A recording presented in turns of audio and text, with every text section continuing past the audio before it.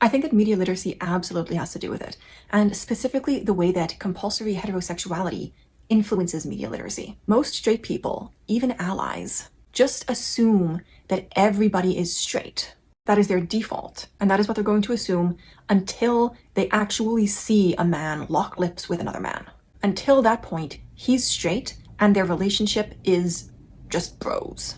And it does not matter how heavy-handed the coding is. They just won't see it. And that is a media literacy thing, because you should be able to pick up on these things. I saw a tweet once where somebody was complaining about everybody making the classics gay and how gay people need to stay away from the classics because not everything is about them. And the example it gave was, I kid you not, the picture of Dorian Gray. Like, oh no, people are inserting homosexuality into Oscar Wilde's The Picture of Dorian Gray. And I had a conversation with somebody in real life once about Brideshead Revisited. And when I mentioned the obvious homosexuality, she said, I didn't think they were gay. I think they were just really good friends. And I was like, what about the scene where they're lying naked under a blanket together? And she said, that just shows what great friends they are. They're so comfortable with each other. Come on. Nobody would ever say that about a man and a woman lying naked under a blanket.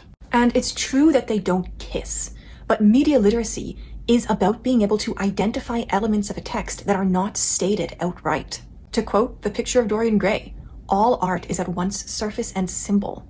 And media literacy means being able to read the symbol. But a lot of straight people, even allies, are either unwilling or unable. And it's also true that reading, identifying symbols is something we have to learn. When I read Brideshead Revisited, I picked up on the queer coding long before the naked blanket scene. I mean, it's about a young man who goes to Oxford, where he develops an obsessive relationship with a beautiful young man named Sebastian.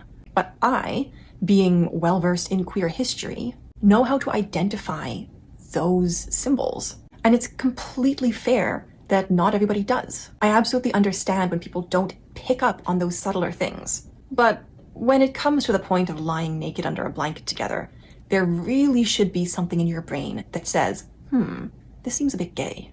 And when somebody tells you that there is overt queer coding in a text, you should be open to that, even if you didn't notice it yourself. Your gut reaction should not be, well, I didn't see it that way, so obviously you're delusional and trying to force everything to be gay, and you don't think that men can be friends. Just because you haven't learned to read the code doesn't mean that it doesn't exist. And if you refuse to at least be open to that, that's not just comp het. That's homophobia, and you're letting your homophobia get in the way of your media literacy.